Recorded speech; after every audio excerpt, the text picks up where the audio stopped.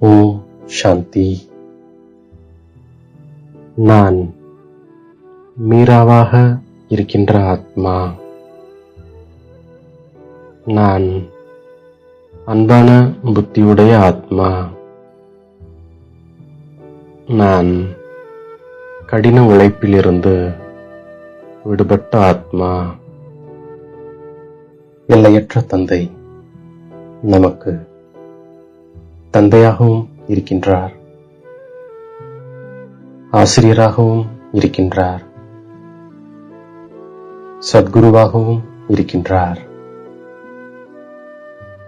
எனவே அவர் சர்வ வியாபியாக இருக்க முடியாது.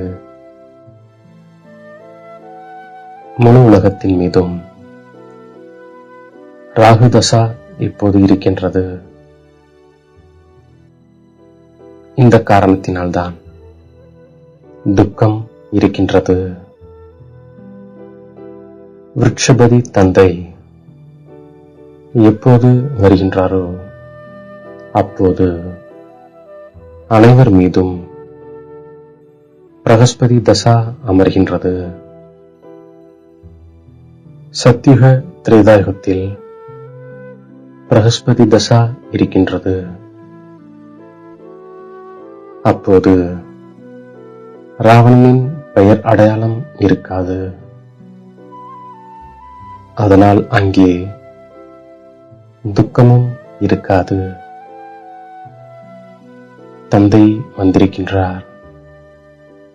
இப்போது சுகதாமத்தை ஸ்தாபனை செய்வதற்காக. அதில் துக்கம் இருக்க முடியாது. நாம் ஆத்மாக்கள் நம்முடைய வீட்டிலிருந்து நாம் மிகவும் தூரத்திலிருந்து இங்கே வருகின்றோம். வந்து இந்த சரீரத்தில் பிரவேசமாகிறோம். நமது பாகத்தை நடிப்பதற்காக. நமக்கு தந்தையின் மீது யோகம் உள்ளது. இது குழந்தைகள் மற்றும் தந்தையின் திருவிழா ஆகும். இது கல்யாணக்காரி சந்திப்பாகும். பகவானிடமிருந்து பக்திக்கான பலன் கிடைக்கின்றது. அந்த பலனானது உலகின் எஜமானராக ஆக்குகின்றார். தந்தை ஞானக்கடல். அவர் வந்து ராஜயோகம் கற்பிக்கின்றார். தந்தைதான் மனித சிருஷ்டியின் விதை வடிவம். அவர் வந்து நமக்கு மனித சிருஷ்டியின் முதல், இடை, கடை பற்றிய ஞானத்தை சொல்கின்றார். தந்தை சொர்க்கத்தை ஸ்தாபனை செய்கின்றார். நாம் சொர்க்கவாசியாக ஆகின்றோம். சத்சித் ஆனந்த சொரூபமாக இருக்கின்றார். சுகத்தின் கடலாக, சாந்தியின் கடலாக தந்தை இருக்கின்றார். தந்தை அனைவருக்கும் வழிகாட்டியாகி அழைத்து செல்கின்றார். மேலும் நமக்கு நினைவு செய்ய கற்றுத்தருகின்றார். நாம் இங்கே அசரீரியாகி அமர்ந்திருக்கின்றோம். அனைவருடைய தந்தையும் ஒருவர்தான். அவரே சத்கதி அளிக்கக்கூடியவராவார். சத்கதி அளிப்பவரும் ஒருவர்தான். எல்லையற்ற தந்தையிடமிருந்து எல்லையற்ற ஆஸ்தி கிடைக்கின்றது. 21 பிறவிகளுக்கான சொர்க்கத்தின் ராஜ்ய பதவி தந்தைதான் வந்து தேக அபிமானிகளை ஆத்ம அபிமானியாக ஆக்குகின்றார். பரமாத்மா எந்த ஒரு சாஸ்திரத்தை படித்தாலும் கிடைப்பது கிடையாது. நாம் இப்போது 21 பிறவிகளுக்கு சத்கதி அடைகின்றோம். பரமாத்மா அனைவருக்கும் தந்தையாக இருக்கின்றார் என்றால் ஆசிரியராகவும் இருக்கின்றார்.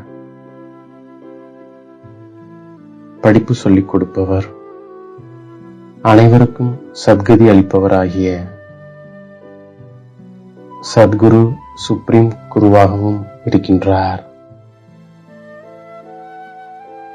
அவர் சிருஷ்டியின் முதல் இடை கடைசியின் ரகசியத்தை சொல்கின்றார்.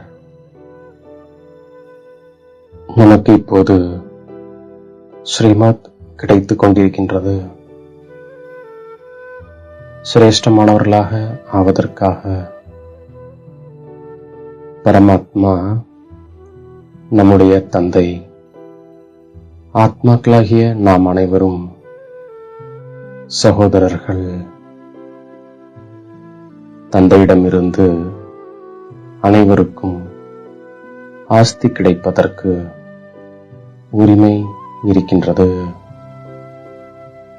ஆத்மா சத்தியமானது, சைத்தன்யமானதாகும். தந்தை கூட சத்தியமானவராக, சைத்தன்யமானவராக, சச்சித் ஆனந்த சொரூபமானவராக இருக்கின்றார். எப்போது நாம் தமப்பிரதானமாக ஆகிவிடுகின்றோமோ அப்போது தந்தை சதோப்பிரதானமாக ஆக்குவதற்காக வருகின்றார். இந்த சரித்திர பூகோளம் திரும்பவும் நடைபெறுகின்றது. நாம் அனைவரும் மீராக்களாக இருக்கின்றோம். காமம் மகா சத்ரு. இதன் மீது இப்பொழுது நாம் வெற்றி அடைகின்றோம். தந்தை வந்து கல்ப கல்பமாக உலகத்தில் சாந்தியை ஸ்தாபனை செய்கிறார். தந்தை வருவதே நரகத்தை சொர்க்கமாக்குவதற்காக. அவர் உடன் அழைத்துச் செல்லவும் செய்கின்றார். தந்தை துக்கத்திலிருந்தும் விடுவிக்கின்றார். பிறகு அனைவரையும் வழிகாட்டியாகி அழைத்துச் செல்கின்றார். கலியுக மனிதர்களின் குல வழக்கங்களை விட்டுவிட்டு ஈஸ்வரிய குலத்தின் மரியாதைகளை நான் கடைபிடிக்கின்றேன். ஆசிரியராகிய தந்தை என்ன சொல்கிறாரோ அதை அசிரியராக இருந்து கேட்கின்ற பயிற்சியை நான் உறுதியாக்கிக் கொள்கின்றேன். எல்லையற்ற தந்தை தந்தையாகவும் இருக்கின்றார், ஆசிரியராகவும் இருக்கின்றார், சத்குருவாகவும் இருக்கின்றார். இந்த வேறுபாட்டை அனைவருக்கும் சொல்லி நான் புரிய வைக்கின்றேன். எல்லையற்ற தந்தை சர்வ வியாபி இல்லை என்பதை நிரூபித்து நான் கூறுகின்றேன். எல்லைக்குட்பட்ட குறும்புகளிலிருந்து விடுபட்டு ஆன்மீக பெருமிதத்தில் இருக்கக்கூடிய அன்பான புத்தியுடைய ஆத்மா நான். தந்தையின் மீது, சேவையின் மீது மற்றும் பரிவாரத்தின் மீது அன்பு இருப்பதால் கடின உழைப்பில் இருந்து விடுபட்ட ஆத்மா நான் என்னை தேடி கண்டெடுத்த இனிமேலும் இனிமையான தாயும் தந்தையும் ஆகிய பாப் தாதாவிற்கு கோடான கோடி நமஸ்காரங்கள். ஓம் சாந்தி.